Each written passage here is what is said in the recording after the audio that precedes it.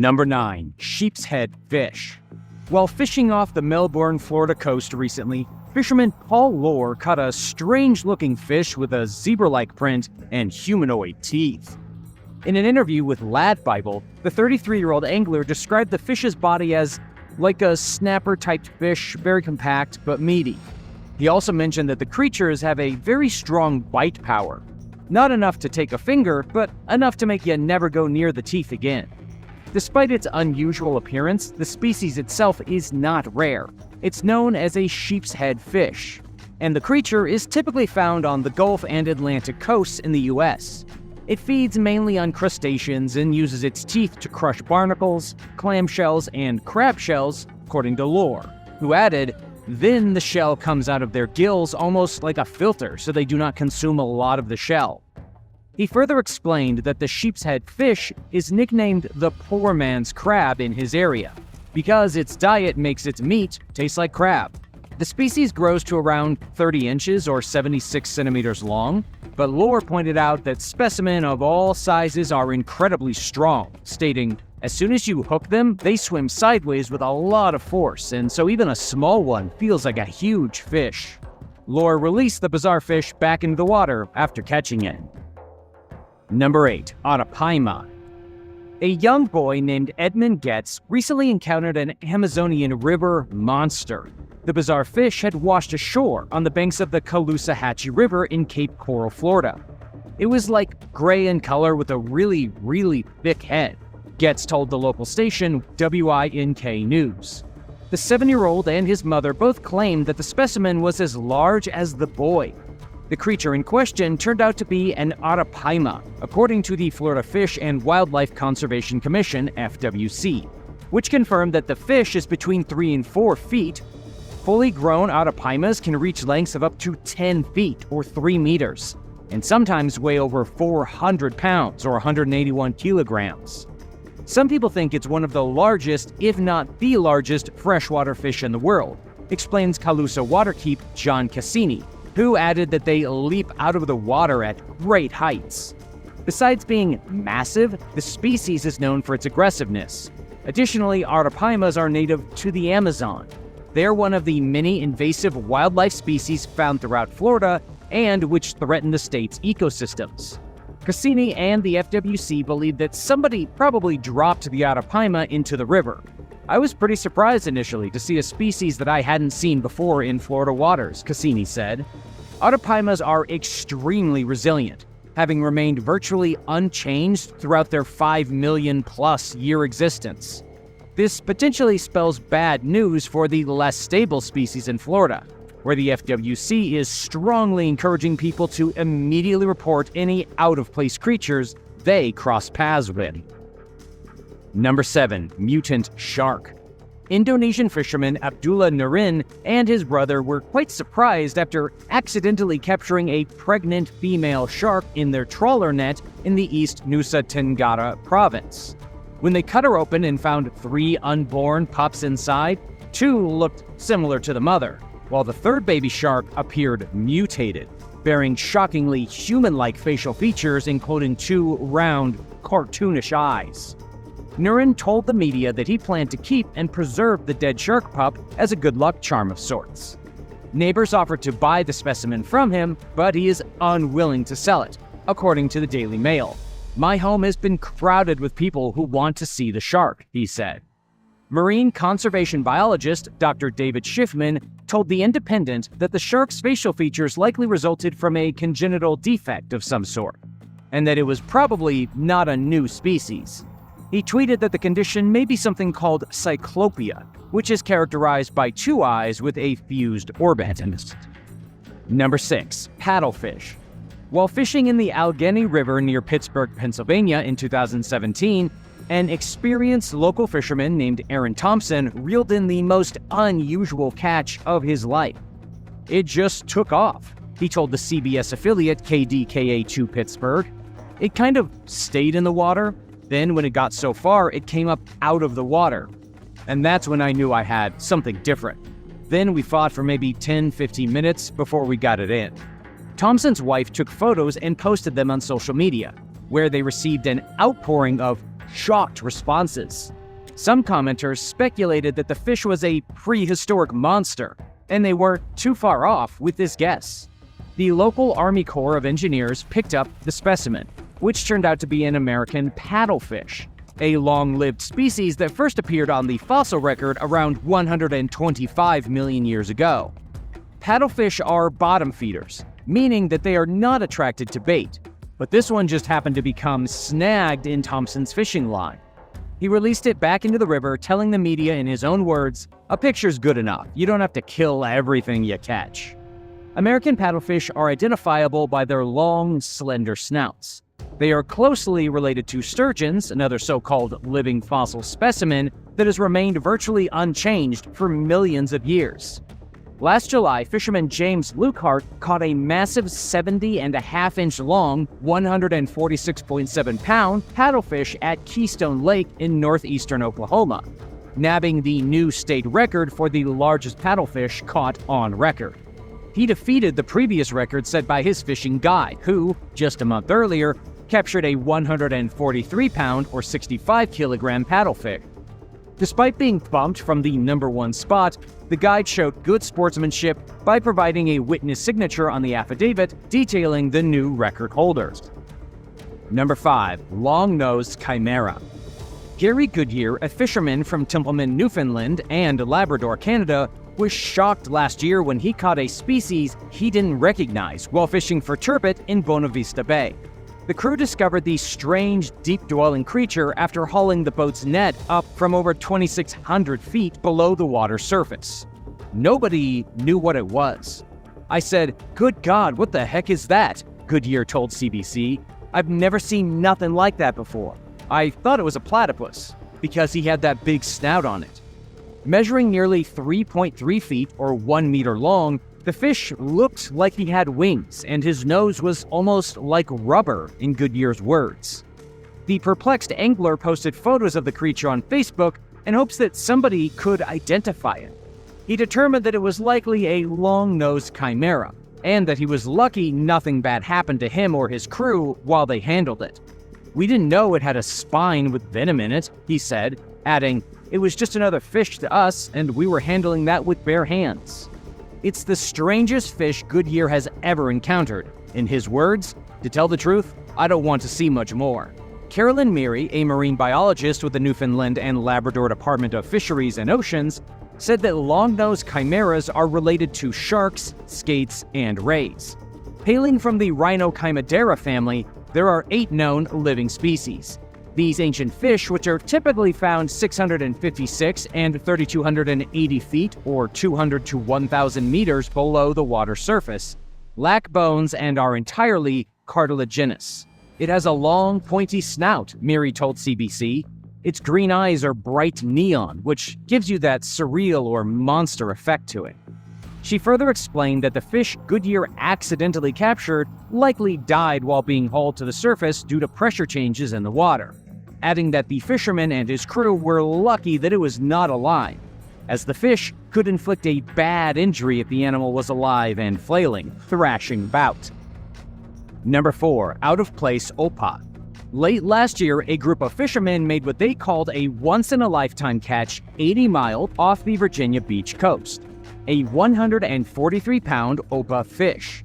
This deep-dwelling species, also known as the moonfish, is typically found in tropical or temperate waters off the coast of the U.S., as well as Hawaii and other Pacific islands. It's the only known fully warm-blooded fish.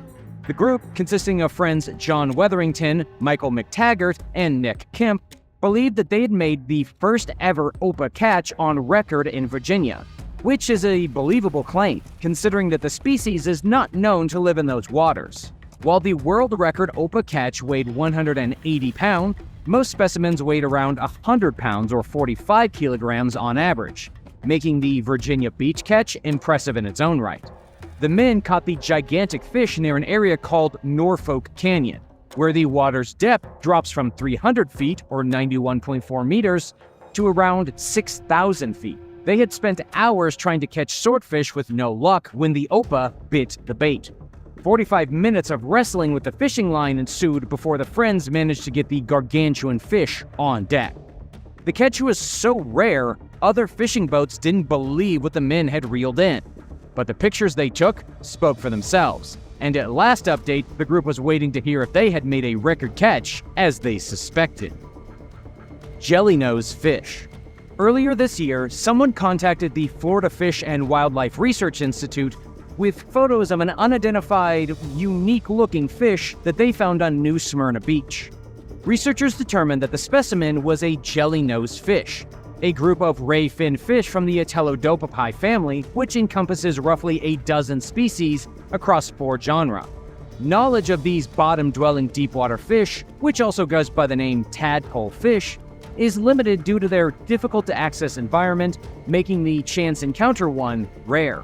Officials from the Florida Fish and Wildlife Conservation Commission, FWC, said that the fish likely washed ashore amid Gulf Stream currents and eddies.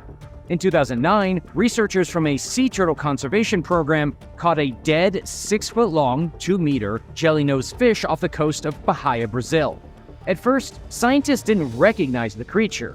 They eventually identified it as a member of the Atelodopapi family, but were unable to determine whether it was a previously unknown species. These fish are known for their scaleless bodies and soft, blunt noses, and were first discovered in the 1840s.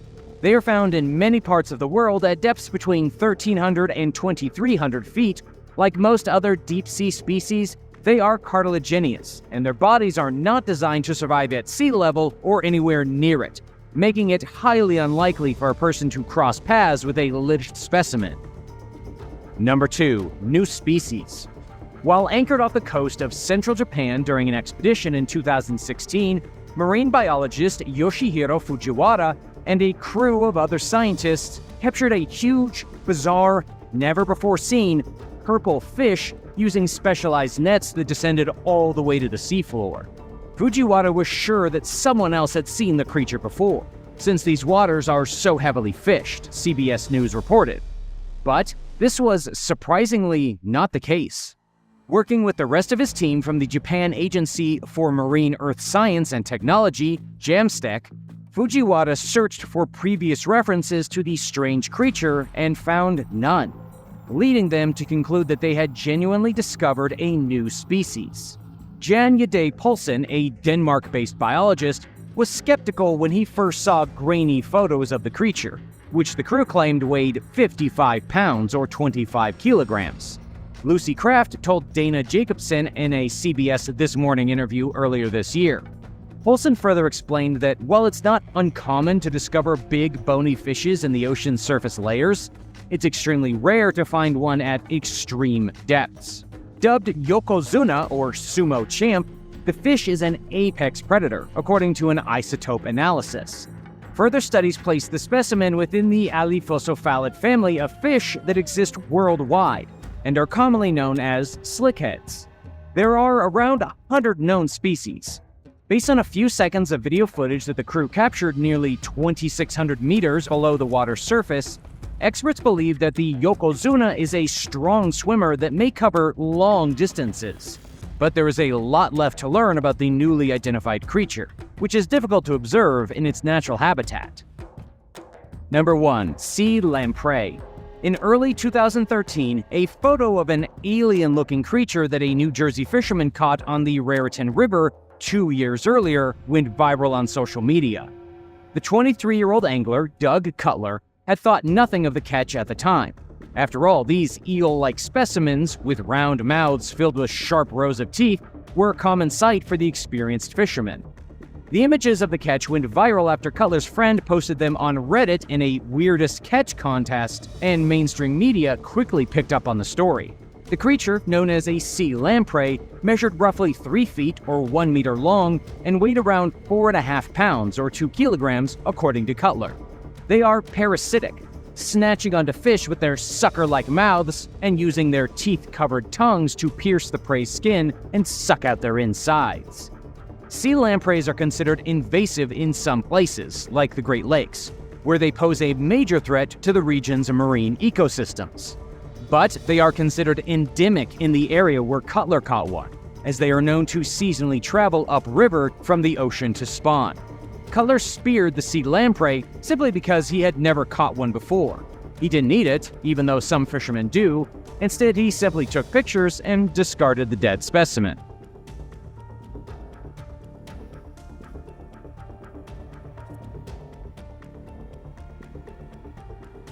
Number 10. Mystery Moon Rock.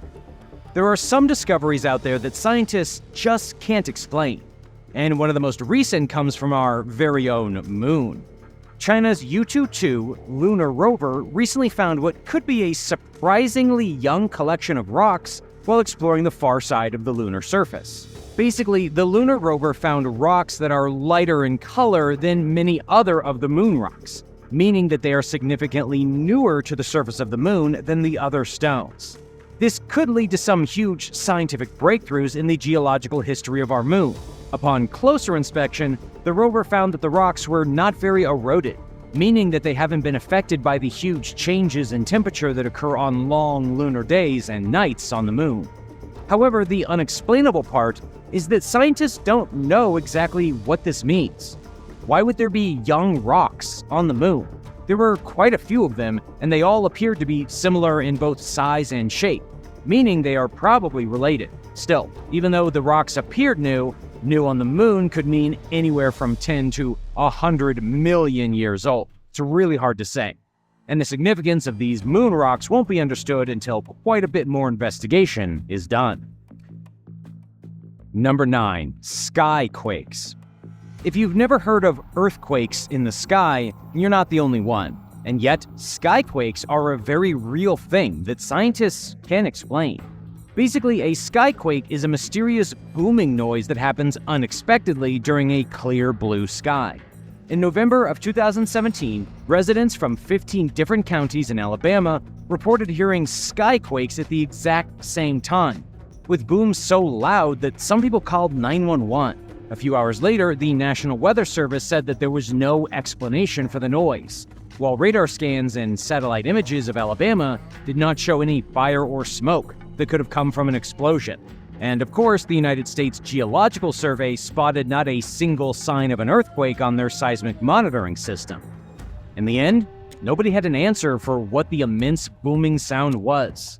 The phenomenon has since been labeled as a skyquake, and to this day they are extremely rare and incredibly mysterious. And I know what you're thinking. You're thinking that maybe it was a meteor exploding in the atmosphere, but not so fast. NASA scientists ruled that out immediately after, saying that there were no reports of anyone seeing a giant fireball in the sky. And when a meteorite explodes in the atmosphere, there is always a fireball. Of course, Alabama isn't the only place to have experienced skyquakes. They've happened in New Jersey and Idaho, and even in India. They may have happened in even more places around the globe, but we just don't know because people haven't reported them. Number 8. China's Stonehenge. A mysterious circular structure has recently been found in China that is being compared to Stonehenge in England, and the discovery has scientists scratching their heads. About 200 strange stones have been discovered in the Gobi Desert.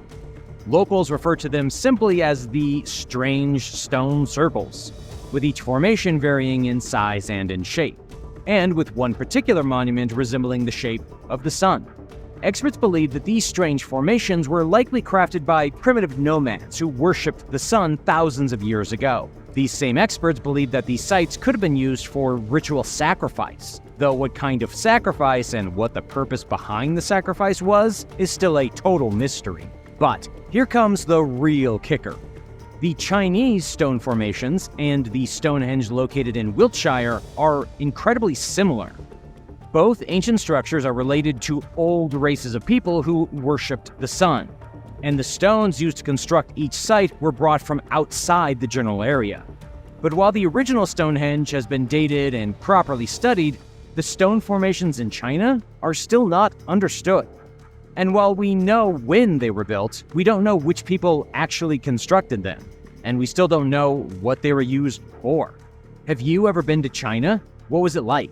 Did you see any historical monuments like these, or did you visit the Great Wall? Tell me about it in the comments below. Then remember to subscribe to Titanic for more incredible videos.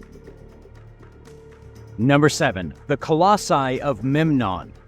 One of the most intriguing places in ancient Egypt is Luxor, home of countless wonders of the ancient world, including the Valley of the Kings and the Colossi of Memnon.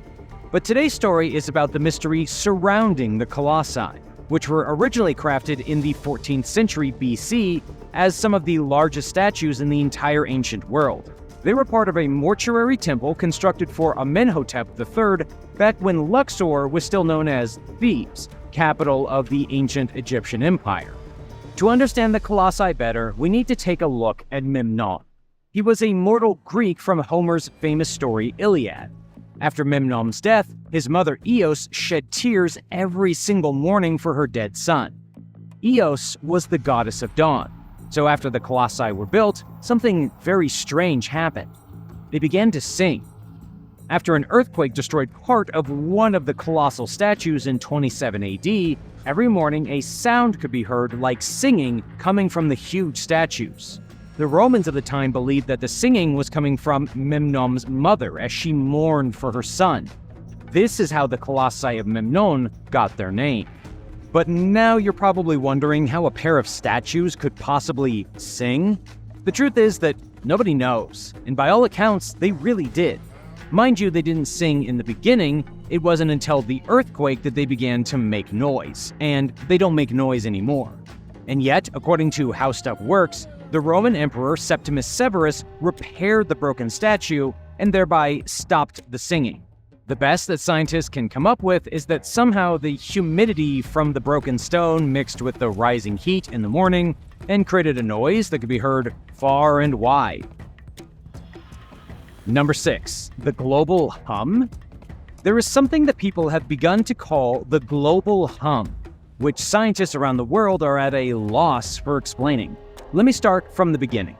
The hum has been described as thick and low noise inside the ears, sometimes so stringent that it will permeate a person's entire home.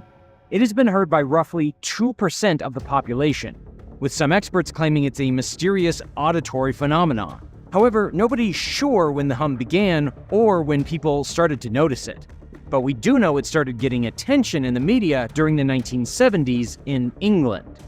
Regardless of just how many people have heard the hum across the world, governments and mainstream scientists have dismissed its existence fervently. They have chalked it up to a global paranoid delusion, saying that people who hear the hum simply have tinnitus, which is a strange ringing noise that happens in a person's ear every now and again for basically no reason. Here's where things get weird. Some people claim that the hum is a huge conspiracy, in which the government is trying to brainwash people using ultra-low frequency attacks. But of course, every last theory is unproven and mostly hearsay. Have you heard the hum? Number 5. Before the Big Bang? The biggest question in the universe is, what came before the Big Bang? Absolutely nobody knows the answer to this question. And the scary truth is that nobody even knows if the Big Bang was real, which is why they call it the Big Bang Theory. Some people claim that the universe existed forever, with some saying that there must have been something before it. If the Big Bang was real, what started it and what was before it? If the universe existed forever, how did it get there in the first place? Why is our universe only a few billion years old? And where does the universe go when it's over? Basically, scientists have no idea. It seems completely insane that 200 billion galaxies exploded into the universe at the exact same time, 13.8 billion years ago, and are still expanding outwards from the explosion, which apparently began in an area smaller than the head of a pin. If you really dig down and think about it, it doesn't make any sense. But what also doesn't make any sense is what came before. According to an expert in the field named Carlo Contaldi from the Imperial College London, and I quote, "Nothing makes sense anymore." But of course, we are getting closer to solving this problem. But we can't solve it completely until scientists have a better understanding of quantum gravity and the existence of time. And both of these subjects are way too complicated to get into right now. Our smartest researchers will investigate this, and maybe in the next 100 years we will have an answer we lack right now. Number 4. Three Whale Rock. Three Whale Rock is one of the most spectacular natural wonders and cultural experiences that can be had in Thailand. The rock itself is something of a mystery. The rock formation formed about 75 million years ago, and it's currently sticking out of the side of a remote mountain forest in the province of Wennan. This is about 466 miles or 700 kilometers from Bangkok. And if you haven't guessed yet, the beautiful landmark was named Three Whale Rock because it looks like a family of three whales. The big mystery about this rock formation, or rather the three main rock formations, is that they are incredibly smooth and very uniform. They almost look photoshopped, but the truth is that they likely formed after millions of years of erosion, with rain sliding off the top of the formations, creating the smooth surfaces and the huge canyons between where the trees are growing. Still, this is the type of formation only found in Thailand, in this one region, and scientists aren't sure why there aren't more of them. Number 3. Where is Atlantis? The biggest archaeological mystery in the entire world is definitely the location of the lost city of Atlantis. But what a lot of people don't know is that this city of Atlantis probably never existed, since it was a mythical island nation remembered only briefly in dialogue written by Plato somewhere around 2400 years ago. In this dialogue, Plato wrote of a powerful and very advanced kingdom that sank overnight into the ocean in the year 9600 BC. Even at the time of its writing, Greeks were pretty well aware that it was simply a metaphor. And yet, fast forward to 2021, people are still adamant that somewhere beneath the surface of the ocean is Plato's legendary city. What you should keep in mind is that Plato claimed that the city was protected by the sea god Poseidon, who actually made his son the king of Atlantis. Then Atlantis sank, all because of divine punishment, after they grew too powerful and too unruly. But let's take a look anyway. According to the History Channel, there have been some pretty compelling archaeological evidence that scientists have yet to explain. For example, there is a suspicious undersea rock formation known as Bimini Road near the Bahamas. This road was found with what appears to be man-made stones in a straight formation, as if leading to some kind of great city. Some say this was once the road to Atlantis. Number 2. The Nampa Figurine. To this very day, scientists aren't sure if the Nampa Figurine is a relic 2 million years old or a hoax. It was allegedly discovered in 1889 by a group of workers who had been searching for water near the southwestern Idaho town of Nampa. They created a borehole about 295 feet deep, or 90 meters, and once they hit water, the pump began spinning out little pieces of clay. Amongst these pieces of clay, the workers found the tiny clay figure of a person, only about the size of a dime, which would turn out to be the infamous Nampa Figurine. The figure appeared to depict a woman or small child. Professor Albert A. Wright from the Oberlin College wrote in 1979 that the figurine was made by a true artist, not simply by some primitive caveman. But here's where the controversy comes into play. The formation that the workers drilled into was at least 2 million years old. That means that if someone really did create this figurine, they did so 2 million years ago. This, of course, is impossible, as human beings were not creating artistic figurines that long ago. We didn't even exist. All mainstream scientists and scholars still say that the Nampa Figurine is an impossibility. And yet, there's no denying that it could be real. Of course, the hard thing to reconcile here is that it must have been crafted by some kind of intelligent life form 2 million years ago. The questions are, who did it? And where did they go? Number 1. Slippery ice.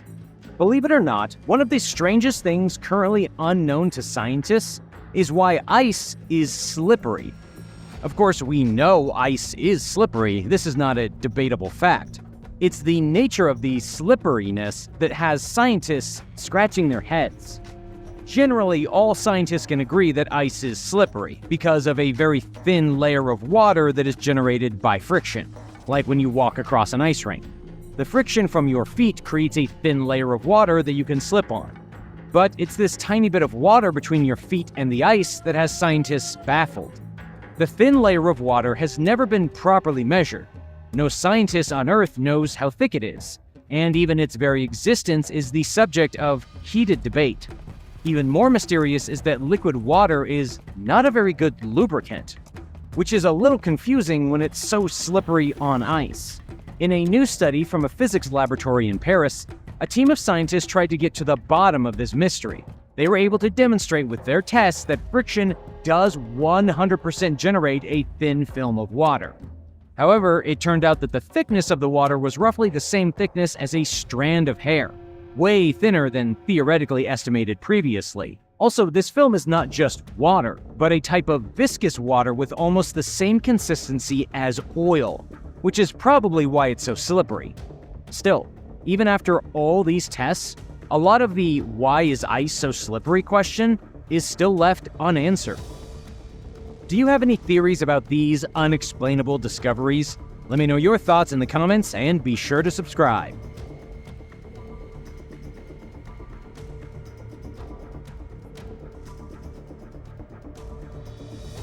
Number 10. Animal rain.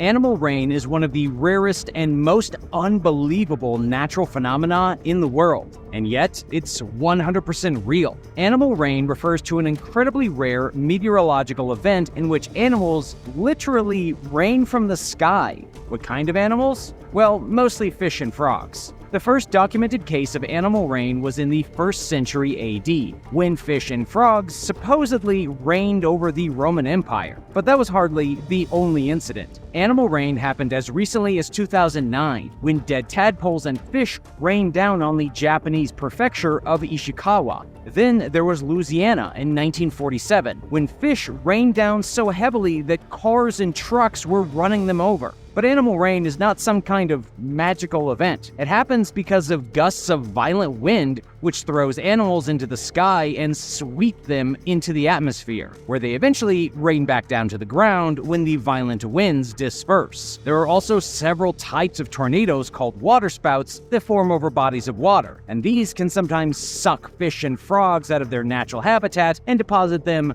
far away from where they were originally stolen.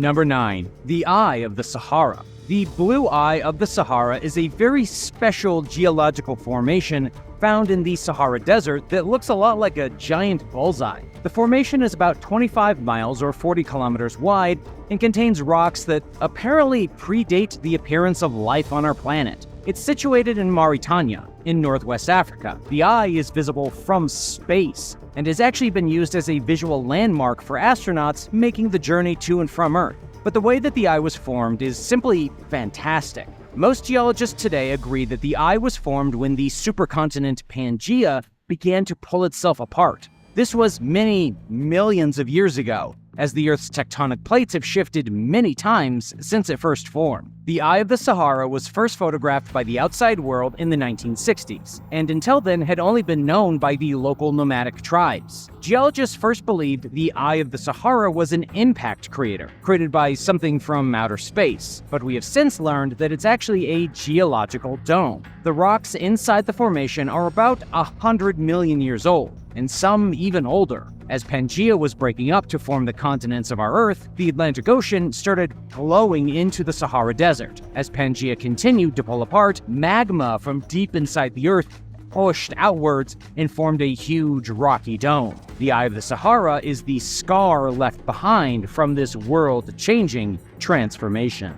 Number 8. Chocolate Hills. The Chocolate Hills of Bohol consist of 1,268 hills in the country of the Philippines. These strange geological formations have been baffling geologists for years. The hills vary in size from between 90 feet, or 27 meters, to about 400 feet, or 125 meters in height, and they basically look like thousands of molehills stretching into the distance. What's really unique about the hills is that they're all covered in nothing but grass. The hills appear chocolatey during the dry season, kind of like unwrapped Hershey's Kisses. Trees grow on the ground between the hills and at their bases, but there are no trees at all on the actual hills. Instead, the hills are covered in a few different grasses and ferns. The most popular geological theory for why the Chocolate Hills of Bohol exist is that they are the result of prolonged weathering of marine limestone. Experts believe the hills may have formed from uplifting coral deposits that erupted from the floor of the ocean hundreds of thousands of years ago, and have been molded into the shape of Hershey's Kisses by years of rain. Whatever the case, the hills are incredible. There is nothing else quite like them on the planet.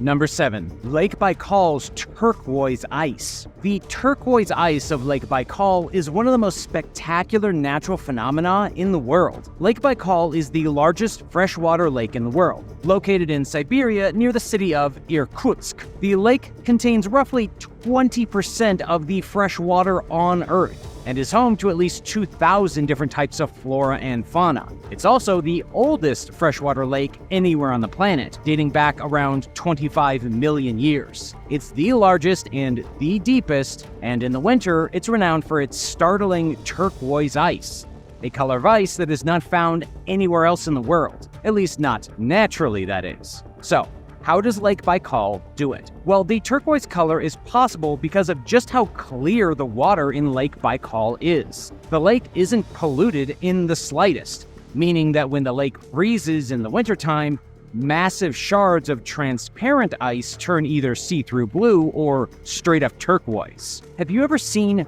crystal clear ice or seawater? Where did you go to find it? Did you go for a swim in the water at all? Tell me about the experience. Leave a comment with your story down below. But first, remember to subscribe to Titanic if you haven't already for more exciting videos just like this one.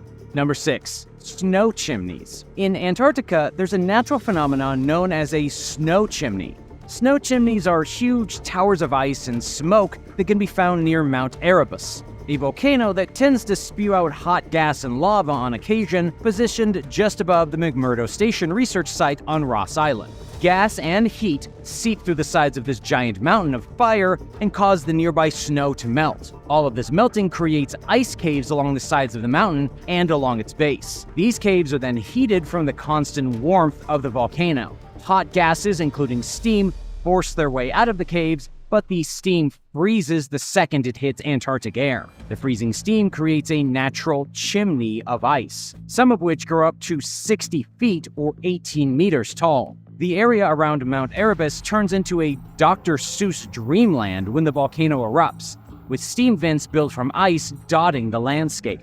Number 5. The Wulingkion National Forest. The Wulingkion National Forest is known as the Avatar Forest. If you went back in time and watched the movie Avatar again, you would recognize this place immediately. The setting of the movie was actually based on a real place in the world, the Wulingkion National Forest. The forest here is made up of thousands of sandstone spires that formed about 400 million years ago through one of the most unique geological events in the history of the Earth. The result of this event can still be seen today in China. These spindly towers of sandstone are a huge tourist attraction. There are cliffside walkways, gondolas that can bring you through the shifting fog from one pillar to the next, and viewpoints that will make you sick with vertigo. It's truly a remarkable, one-of-a-kind place on Earth. But how could such otherworldly monuments form naturally? Well, the towers were formed from extreme ocean pressure. The entire area used to be underwater.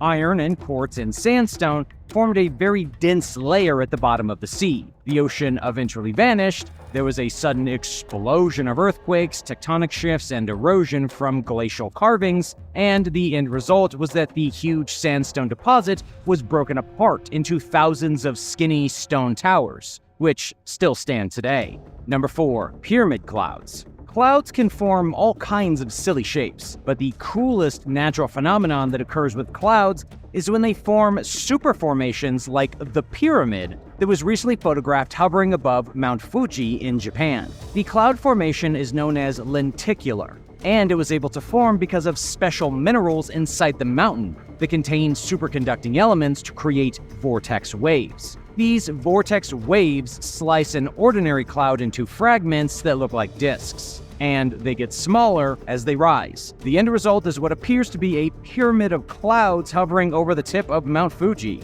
It's not mystical at all, though it looks like something totally out of a movie or caused by supernatural phenomena. These cloud types are fairly common, though they are only ever seen above volcanoes or mountains. Because lenticular clouds are colder and denser than the air surrounding them, if there is no strong wind to move them, They will just hover forever in place without changing or dissipating. Number 3. Volcano Lake.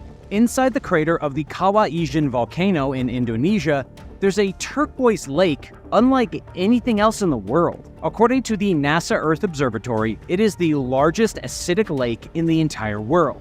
This magical lake has a pH level of as low as 0.13 at the center. That's insane. Lemon juice has a pH of 2, which is fairly acidic, but nothing compares to this. It also means the water inside the lake is almost 10 times more acidic than some types of battery acid. If you fell in, you would perish immediately, and your body would disintegrate in the corrosive water. Clearly, it's a very good idea to stay far away from this lake, and if someone offers you a drink from it, just say no. But how does the lake get its beautiful turquoise color? It's actually because of the different materials that have dissolved in the water over the years, specifically hydrochloric acid and sulfuric acid. This is generally what happens when a lake forms inside the bowl of a dormant volcano. Number 2. Fairy circles. The Namibian desert fairy circles are small and very strange. In the Namib Desert, there are bare circles all across the landscape that look like little cigarette burns in the sand. There are thousands of them, and for the longest time, researchers didn't know what to make of them. The circles appeared to be random, they didn't seem to have any purpose, and it almost looked as if some kind of cosmic storm had rained down asteroids all over the desert, and these circles were their leftover craters. However, there have been some interesting theories put forward that could explain the fairy circles. One of the prevailing theories is that termites live underneath the soil. The termites worked to clear small patches of vegetation to create a permanent reservoir of rainwater that would seep to them below the surface, allowing them to sustain their little termite cities. However, that theory might not be correct. According to New Scientist, researchers working in the Australian outback have also found fairy circles, but no proof of any termites, adding more to the mystery of these seemingly inexplicable circles in the desert. It seems like these circles have to be caused by some type of natural phenomenon, but researchers haven't proven anything conclusively. Number 1. Dust storms. Dust storms are some of the craziest things that happen in nature. They're kind of like sandstorms, but even worse. In 2021, Beijing and other parts of China were hit by the largest dust storm of the last decade, with 6 people dying and 81 people going missing in Mongolia. Now, even though it was reported by the news as a sandstorm, in truth, it was a dust storm. The difference between the two is that sand is much thicker than dust. The particles just aren't comparable. Dust particles are significantly smaller and are able to travel much farther. Dust particles are also able to get lodged firmly in your lungs, a lot easier than sand particles can. But just wait a minute. Because before you start talking about global warming, it's important to know that dust storms have ravaged China, or at least the area of the Earth humans now call China, for millions of years before humans ever made their appearance. During ice ages, massive volumes of dust were generated by advancing and retreating ice sheets, and all this dust settled over millions of years to form what is today known as the Chinese Lowest Plateau, an area larger than France and about 1,000 feet or 300 meters thick of dust. Alas, there's no sand apocalypse to be afraid of. Some studies have suggested that dust storms are increasing, but others have suggested they're decreasing. The truth is that dust storms are horrifying when they happen, like a blizzard of sandy particles that can choke people to death, but they are fairly rare.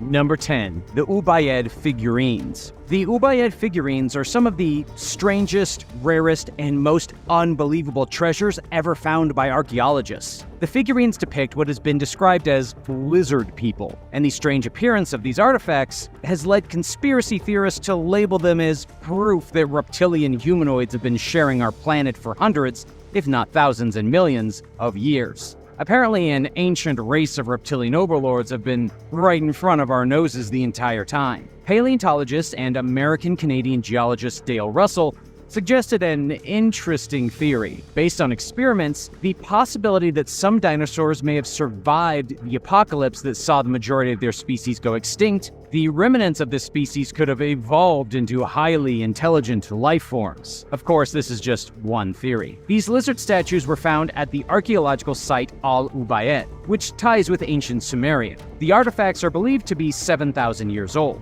One of the reasons why this is so fascinating is because the artifacts come from a place in time that is generally agreed upon by historians to be the beginning of civilization. Sumerians were believed to have created civilization as we know it at around 4500 BC, right around the time that these seemingly alien artifacts were made. This could be the direct link we've been waiting for between humans and reptilians, and it could indeed be proof that reptilians had a hand in creating civilization on Earth.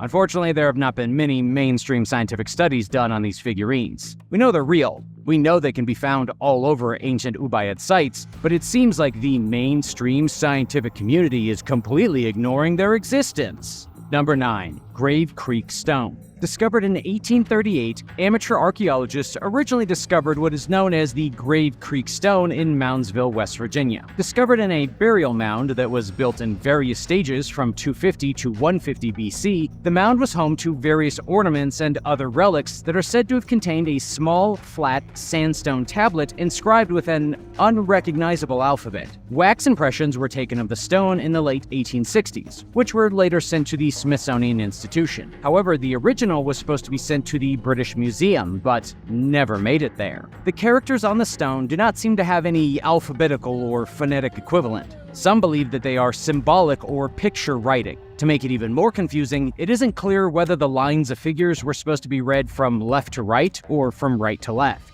A first-hand account of the excavation by a man known as Dr. James W. Clemens completely omitted the discovery of the tablet, which led archaeologists to wonder why he did not discuss the stone's discovery. It was later found that the discovery was only eliminated from the published version of his report. But why? Found in what is known as one of the largest conical Native American burial mounds east of the Mississippi River, the mound was discovered by European settlers around 1770. First excavated in 1838, it is the small stone tablet with its curious markings that have left a lasting impression, and brought many to the rural area to see if they might be the ones to decipher who left the stone there and why.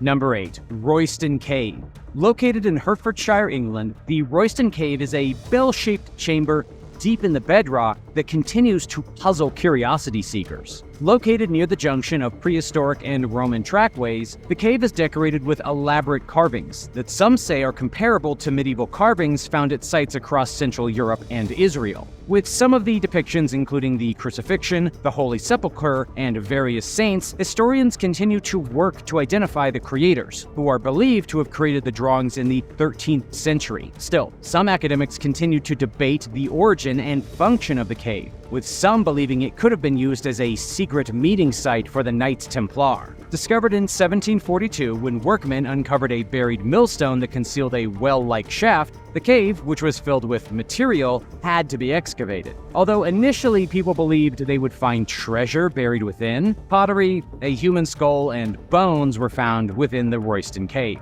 Since 2018, the cave, located near Cambridge, has steadily deteriorated due to water penetration and worm activity, putting the mystical carvings at risk. Members of Historic England vowed to bring about conservation needed to stabilize the carvings and preserve the historic location. Number 7. Tonka Aen Tunnels, Japan. An ancient tunnel located in Japan has a similar mysterious aura as the cave found in Cambridge. Known as the Tonka Aen, the origins of the ancient tomb is still unknown, with the mystery of when it was built, by whom and for what purpose. Various theories swirl around this ancient site. In the 1970s, archaeologists speculated that the system of tunnels and natural fissures could have been an ancient watercourse that dated back to the time of the 5th or 6th century AD. Ancient burial tombs in the area have been found to contain artifacts that look very similar to ancient Korean artifacts. Located in the hills of rural northern Kyushu, most are so narrow that only a child can crawl through them.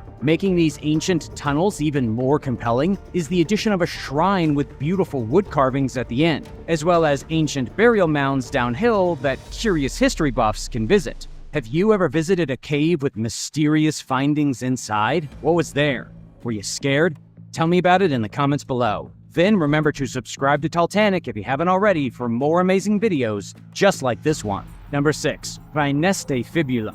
Not all historical finds need to be big. In the case of the Veste Fibula, historians continue to marvel at the gold brooch and its cryptic inscription. Currently found in the National Museum of Prehistory and Ethnography in Rome, the brooch contains ancient Latin script that, when translated, reads, "Manius made me for Numerius." First presented in 1887, the brooch, usually designed in a crossbow manner, was wildly popular in ancient times and found all across Europe. The Veste Fibula was presented to the general public in 1887, although it wasn't necessarily the brooch that was so exciting, but rather the inscription on it. Described as being discovered in the Bernardini tomb in Palestrina, the fibula is made of gold and dates back to the 7th century BC. But even with its storied past, the authenticity of the pin continues to be debated. But regardless of where it originated and the meaning of the inscription, it still is a stunning example of an archaic object that is even more infamous now than it was in the ancient past.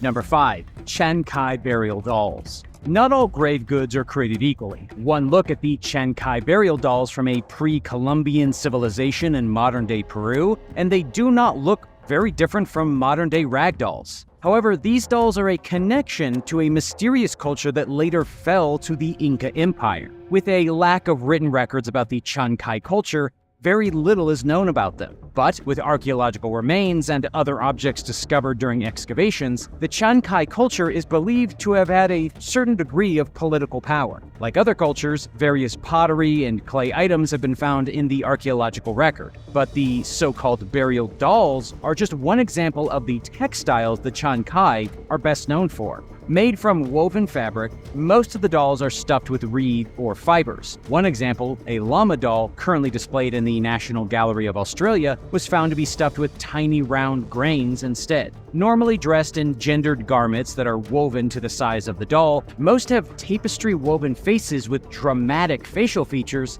and are usually found holding an item in their hands, including a ball of cotton, a piece of yarn, or even a musical instrument. Believed to represent human beings instead of supernatural beings, the function of the dolls is unknown, leading to much speculation about their use. And the fact that they are usually found in graves is even more puzzling. Some wonder whether the figurines were children's toys and were possibly used by the person when he or she was alive. Others wonder whether they were made specifically to be buried with the deceased. Another theory ties to a similar function for shabtis used by the ancient Egyptians, who were known to be companions or servants for the deceased in the afterlife. Either way, these striking dolls are fascinating artifacts of an ancient culture and a unique example of their unique burial practices. Number 4. Ancient Syrian wristwatches. Who would have thought that a series of ancient Mesopotamian reliefs would cause such a stir in the historical community? Located in the eastern Mediterranean, Mesopotamia is located in what is now modern-day Iraq, Iran, Syria, and Turkey. The people of Mesopotamia contained various cultures who were bonded by their beliefs. These series of reliefs, or raised sculptures against a background material from ancient Mesopotamia, caused a stir when a number of figures were found depicted with round rosette-style bracelets. But why would these depictions be so controversial? Maybe it's because some believe the ancient art isn't depicting a simple rosette, but instead an ancient wristwatch. In the British Museum, a number of Assyrian artworks depict gods, goddesses, and kings, each wearing bracelets or armbands with the flower motif in the center. So, what exactly did this motif represent? The rosette is long believed to be a symbol of good luck and protection. So, which is it? A simple floral design or something impossibly modern? Other panels located in the museum show a man bringing an offering of severed heads to a ruler who is shown rewarding him with one of these rosette bracelets. So, what exactly were these rosette bracelets? Could they have been ancient wristwatches? In an ancient royal decree, one of the last Assyrian kings is said to have celebrated fearsome warriors by celebrating them with multicolored robes and binding the wrist with golden bracelets. However, in these ancient panels, the bracelets are seen higher up on the arms as thin bands, and not the rosette design seen in other pieces in the museum. While there is still much debate over these fanciful bracelets, the fact that they are shown in Assyrian art on protective spirits and celebrated warriors, as well as kings, goddesses, and gods, one must continue to wonder what exactly these unique accessories were really for.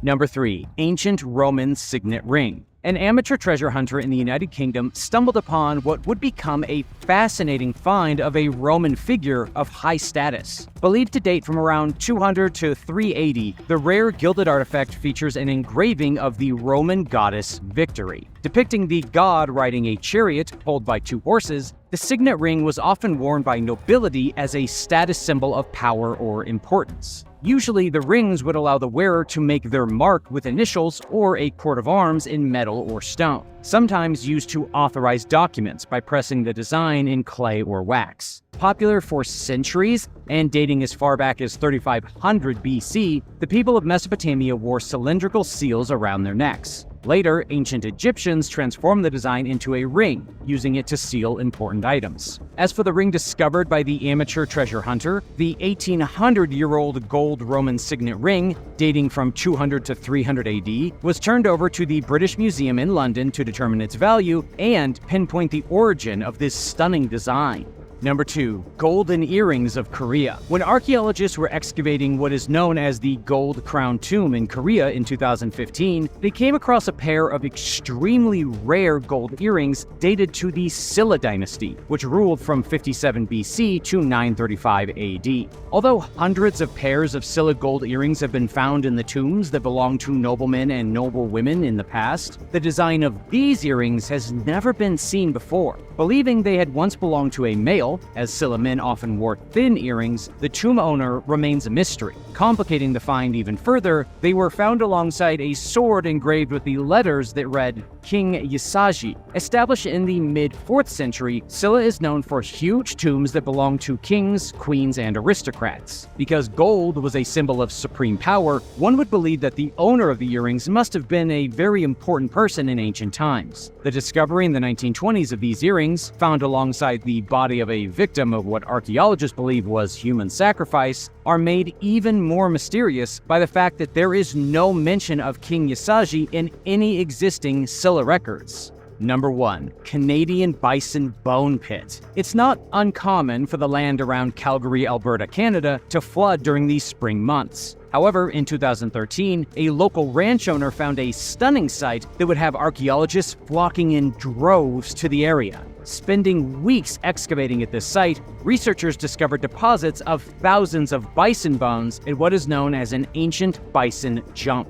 As students from the University of Calgary's archaeology department joined archaeologists at the site, they excavated animal bones and artifacts including stone tools and ancient pottery. A buffalo or bison jump is an area where ancient Native Americans herded and drove bison over cliffs, which resulted in the animals breaking their legs and becoming immobile. Tribe members would wait below with spears and bows to kill the animals, which they would use for food, as well as using their hide for clothing and shelter, their bones for tools, and various other parts to make laces, bowstrings, glue, and for tanning hides. The flood in 2013 resulted in officials from the province receiving multiple calls from the general public, who had found bones or stone tools on their land or along the southern Alberta riverbanks. But this site at the FM Ranch would prove to be the most fruitful, with extensive site deposits that would provide archaeologists and students a fascinating record of human history.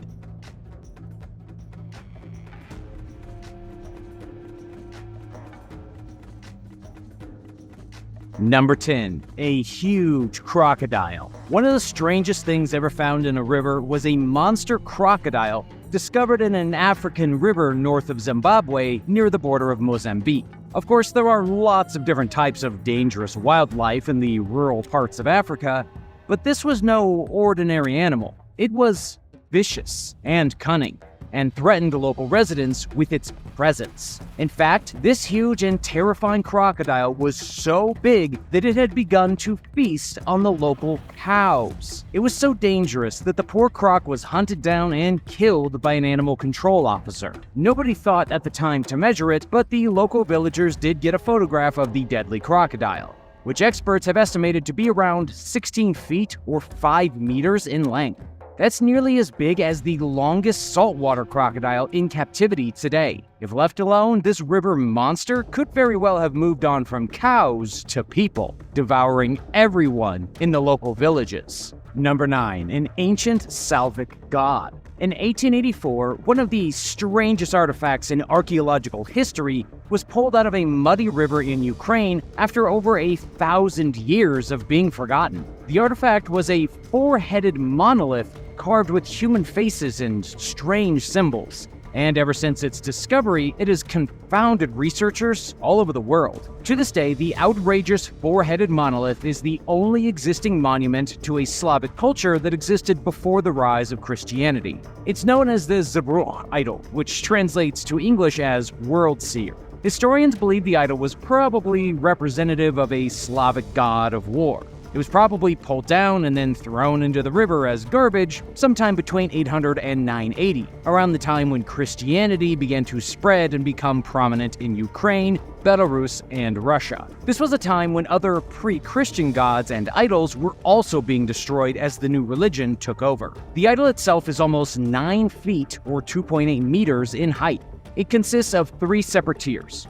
On the bottom tier is a man on his knees holding the upper portion of the idol up. In the middle tier, there are 2 males and 2 females with their arms extended. The top tier is the largest and most dominant, and is believed to be the central god entity, with 4 different faces to represent 4 different unique attributes. Though, to be honest, historians still can't agree on what exactly all these depictions truly represent. It's still something of a mystery, even today.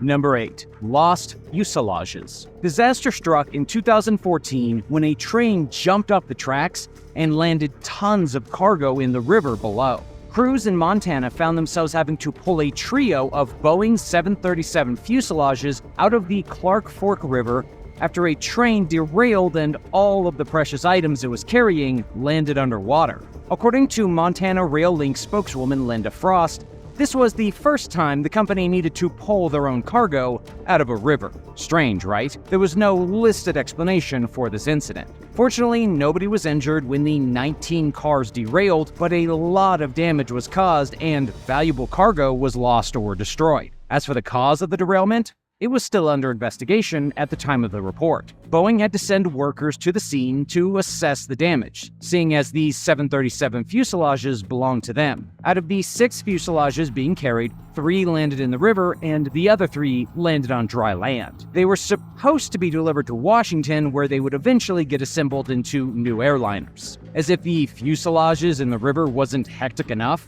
the derailed cars also dumped soybeans and denatured alcohol. What a bizarre mix of cargo to fall off the back of a train. Number 7. Bones in the Red River. A man in the Canadian province of Winnipeg made a rather grisly discovery at the bottom of the Red River. Barnatoth, a local man who loved the outdoors, had begun magnet fishing in his local rivers during the COVID-19 pandemic as a way to get outside and enjoy some fresh air. It was also a fun hobby that he could do with his family to help clean up the rivers. But what he hadn't expected to find were a bunch of bone fragments and a knife. At first, Toth said he thought he was just pulling up sticks. Upon closer inspection, he realized he had come across a deposit of bones. Not only did he find bones, but he also discovered a knife that could have been used as a murder weapon and a possibly related flashbang grenade. Naturally, the magnet fisherman called the police. And even though the authorities refused to comment on the situation, CTV News reported that the fisherman believed some of the bone fragments belonged to a human. Considering all the evidence, it looks like something pretty horrendous went down in the Red River. But since the police were keeping their mouths shut, we don't know the full scope of whatever tragedy happened here. Number 6. Mysterious cubes. 60 mysterious cubes covered in strange numerical inscriptions were recently found by another magnet fisherman in Coventry River in the United Kingdom. These cubes looked like something out of a Hellraiser novel. They were found by the fisherman and his 2 sons while they were sifting through shallow water. The cubes were small enough to be pinched between a person's thumb and forefinger.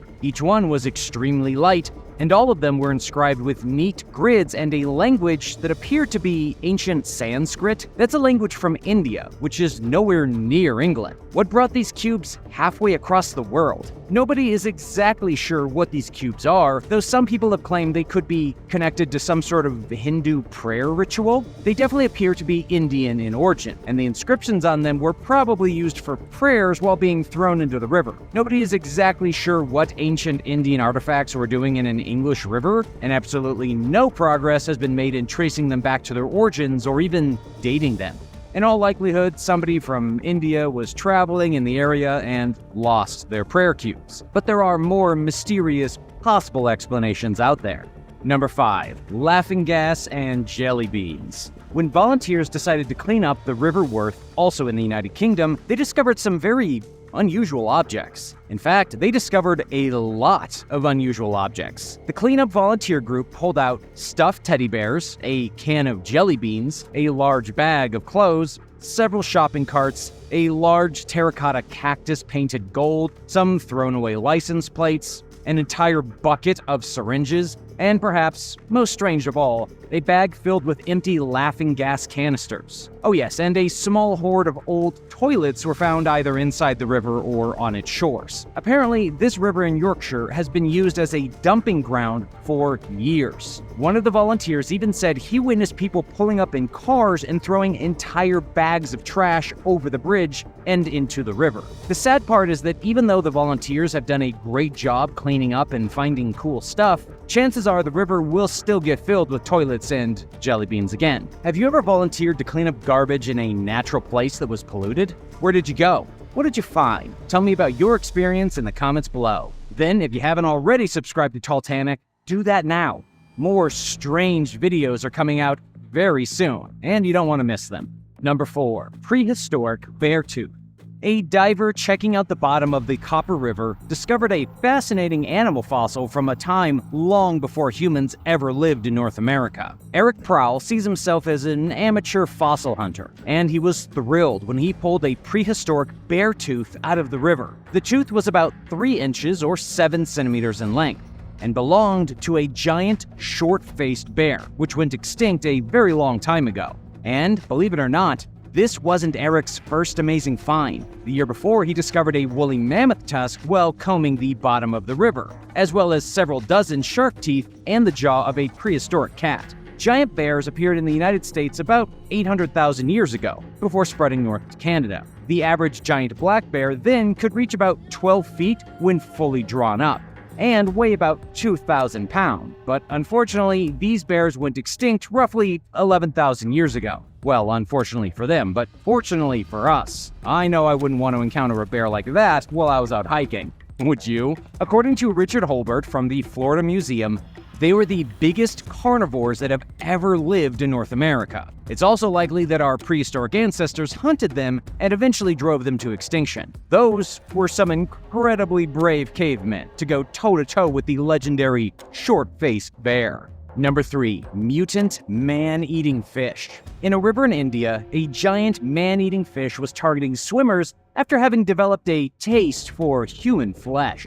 This horrifying fish was a type of gooch, which is essentially a large and very hungry catfish. According to the report from the Daily Mail, the enormous fish had been feeding on corpses thrown into the Great Kali River following funeral ceremonies. The fish had likely been eating corpses for years and developed a lust for the taste of humans. This was likely what prompted the fish to begin attacking swimmers who dared venture into the river along the India-Nepal border. But don't worry, this fish was found and caught. The famous wrangler Jeremy Wade from River Monsters journeyed to this remote place and was filmed catching the mutant fish. Jeremy claimed that the goonch was not only large, but unnaturally large. It had eaten too much food and turned into a massive mutant. When Jeremy caught the fish, it weighed 161 pounds and was about 6 feet or 2 meters in length. For that species, it proved to be a record. The goonch was so big that it could have easily eaten a person, at least bit by bit. Number 2. Floating mummies. An ancient Egyptian mummy was recently found floating down a river of sewage. That's right, a legitimate mummy was found floating in garbage. Not just one mummy, but several ancient mummies and their sarcophagi needed to be retrieved from a river of dirty water, where locals found them floating near the town of El Minya in Egypt. According to a statement directly from the Egyptian Ministry of Antiquities, 2 never-before-seen mummies from the Greco-Roman era had been buried in tombs about 150 miles south from Cairo and left untouched for thousands of years. Of course, until some grave robbers uncovered their resting places and then dumped the mummies into the nearby irrigation canal to avoid being caught. Grave robbers had probably been working on an illegal excavation. Rather than risk being caught with the large mummies, they likely stole artifacts and antiquities and then dumped the bodies. By the time the authorities fished the mummies out of the river, they had been significantly damaged by the disgusting sewage water. In fact, Daily News Egypt reported that the sarcophagi had since disintegrated completely. And this is a huge shame, seeing as the mummies and their tombs could have proved invaluable to historians. They were likely buried sometime around 350 AD. Number 1. World War I machine gun. A treasure hunter recently discovered something incredible and deadly from over 100 years ago. Nick Lee discovered the treasure he pulled out of a Yorkshire river using a magnet as a once-in-a-lifetime find. He managed to pull out a Vickers machine gun from 1915 that may have been used by British soldiers while fighting on the Western Front. The Vickers machine gun was known for its reliability in battle and its durability, and after sitting underwater for 100 years, the reliability really shows. The gun was in fantastic condition, even though it had been at the bottom of a river for over a century. After World War I, a lot of used weapons ended up being melted down or thrown in rivers by local factories. This weapon had obviously been one of the latter. After the discovery of the gun, Nick was trying to find a museum willing to put the very cool war relic on display. What's the strangest thing you've ever found in a river?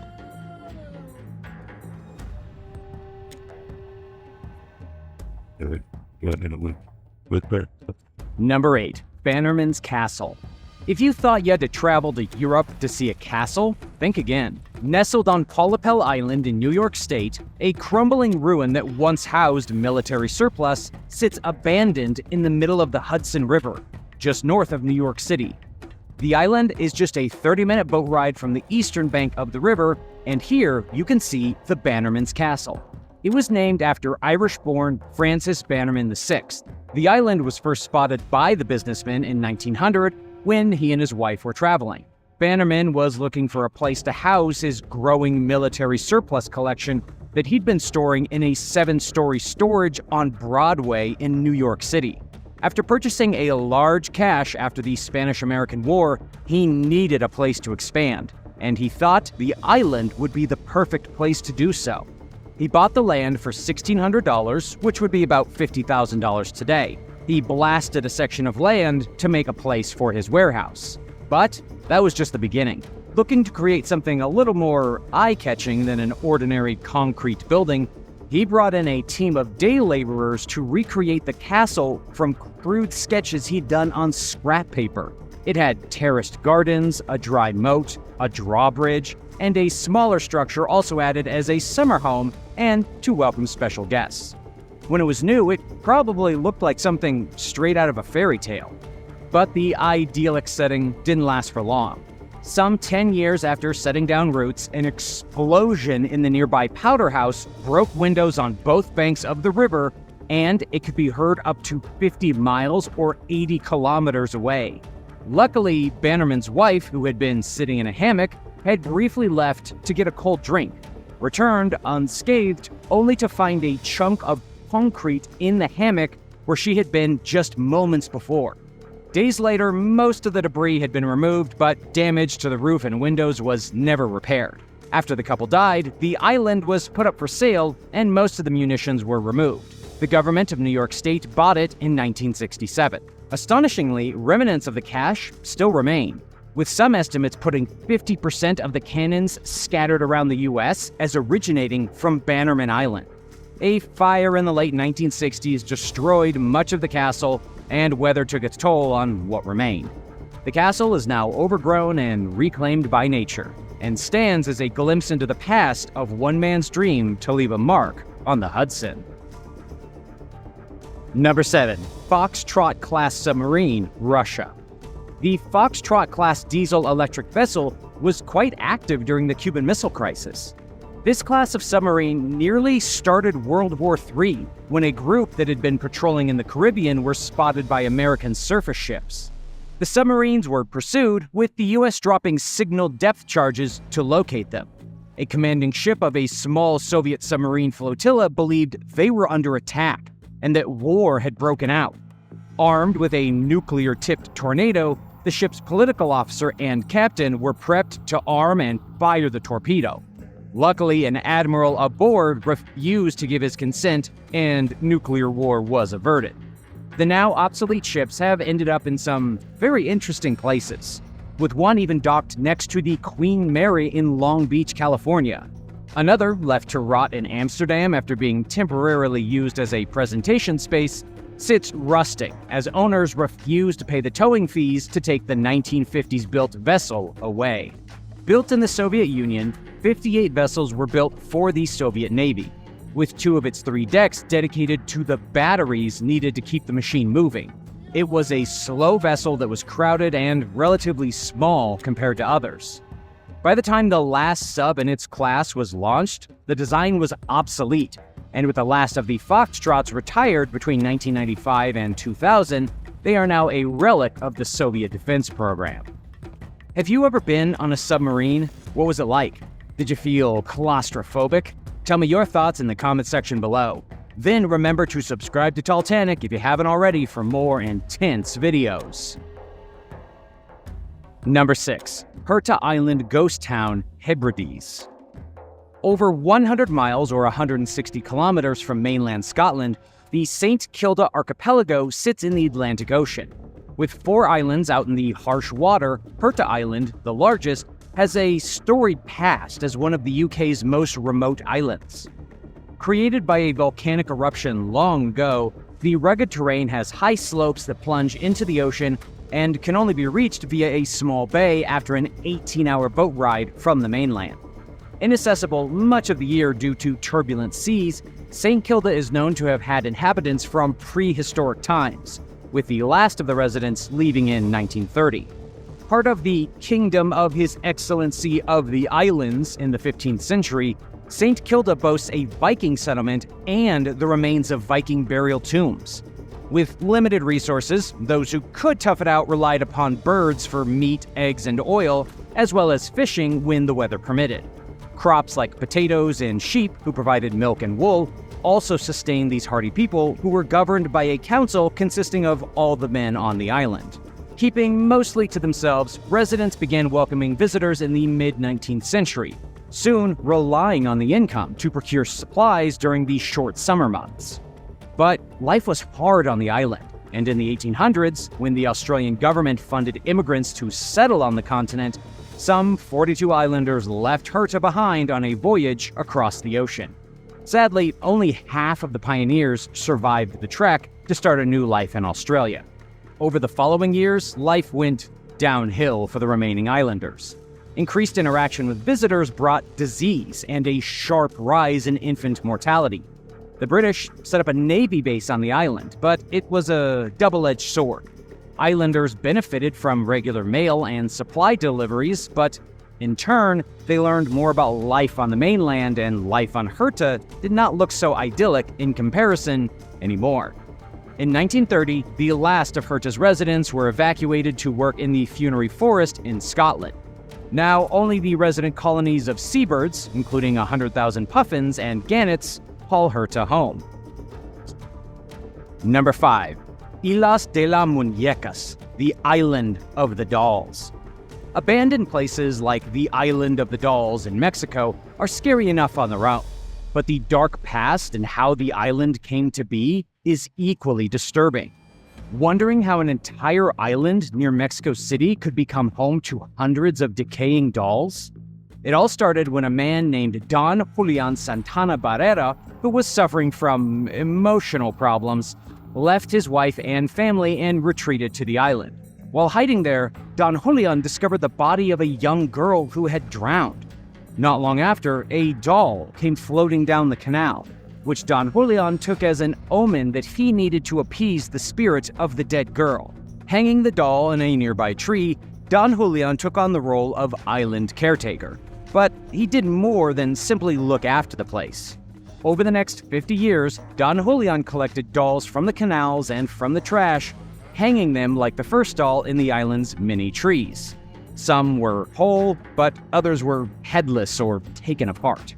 Over the years, the dolls became victims of the elements, with dirt and grime transforming them into a haunting display.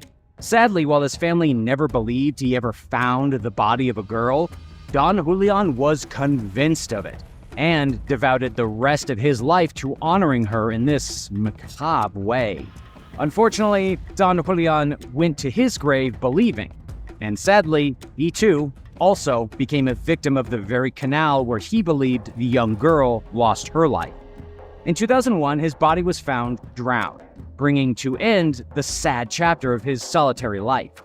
In a twist that might bring his spirit some comfort, people continue to visit the island to this day, bringing dolls that they hang in tribute to the mysterious girl who died there and the man who made it his mission to never forget her.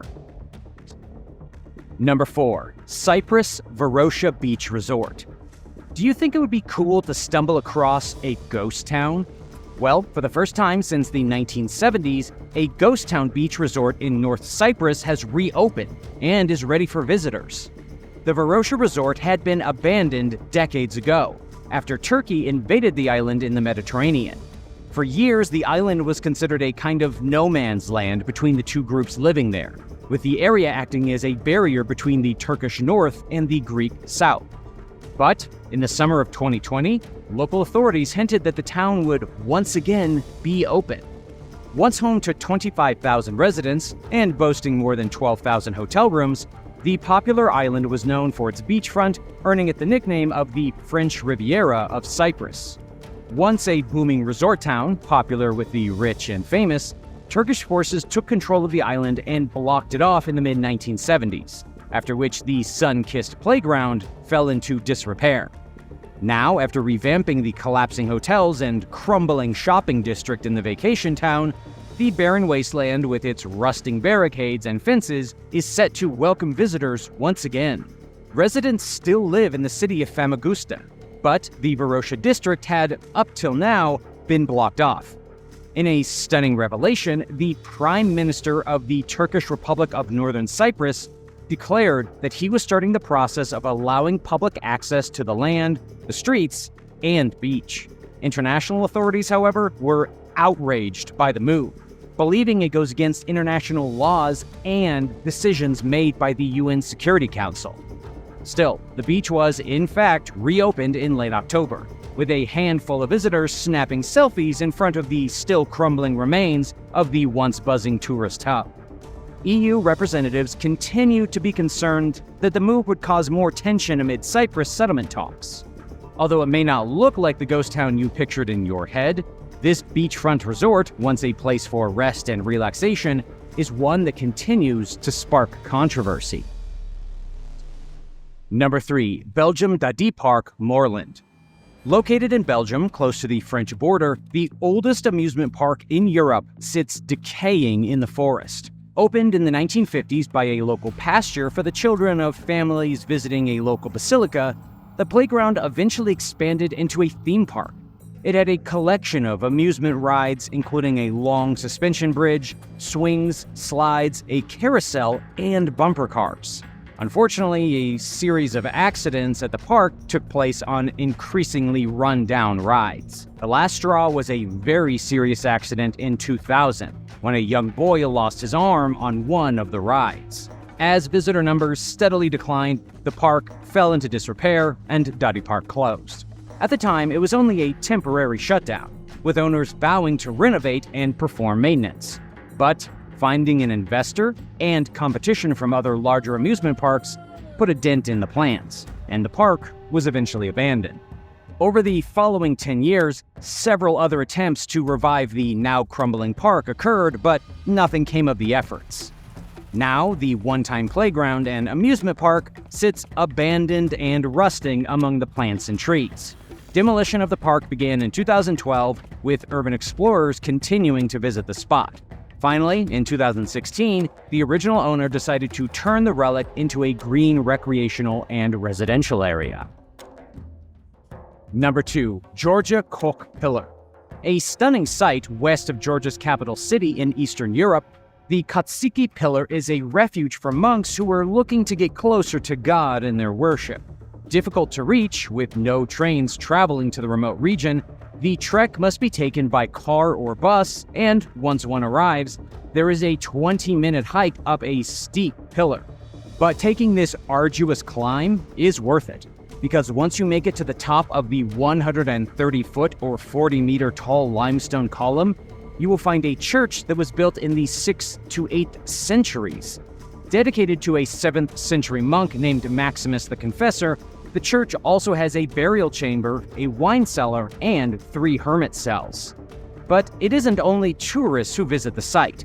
Every day, monks living below the pillar make the 20-minute climb on a metal ladder that has been bolted to the side of the limestone rock to say their prayers. Interestingly, a monk named Father Maximi Kavtaradze lived on top of the rock for 20 years. But for those who want to worship there but are not too keen on climbing so high, there is a smaller church, monastery, and the ruins of an old wall and belfry at the base to visit. Number 1. Skellig Islands.